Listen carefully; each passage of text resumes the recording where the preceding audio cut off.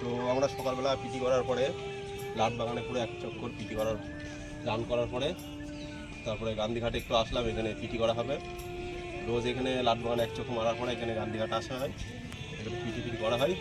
সঙ্গে গঙ্গার ধারে সকালবেলা পিটি করাটা হেভি এনজয়। তো গঙ্গার ভিউটা দেখো কেমন লাগছে, কত সুন্দর চারিদিকে। এটা হচ্ছে ব্যারাকপুর গান্ধীঘাট। আর সঙ্গে এই যে আমাদের নিলয় আছে, এই নিলয় ভাই ভালো ভিডিও করে। এই গঙ্গার ভিউটা দেখো কত সুন্দর।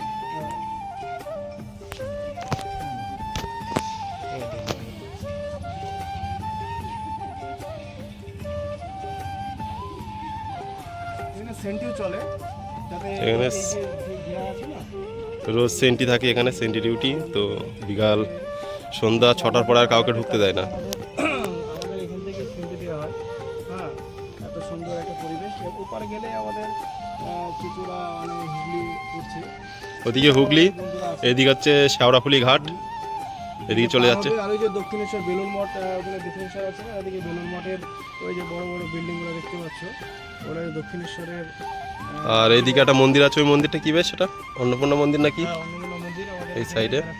এরা এপারেই আছে অন্নপূর্ণা মন্দিরটা, খুব সুন্দর লাগে।